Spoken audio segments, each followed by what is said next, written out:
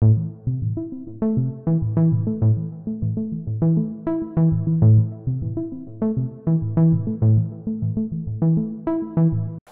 li neko ima šifru vašu od Facebooka, Instagrama?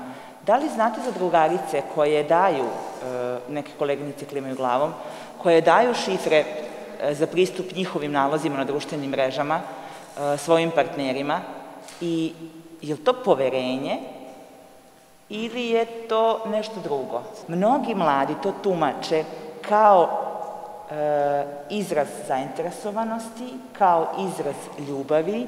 Meni je generalno to davanje šifre i svojih podataka čak može bude manipulacija. Meni je recimo bivši momak nudio svoju šifru. Ja sam rekla, ne znam šta ja dobijam time. Ako imam poverenja, ne treba mi. Ako nemam, opet je to problem i neće rešiti šifra. S druge strane,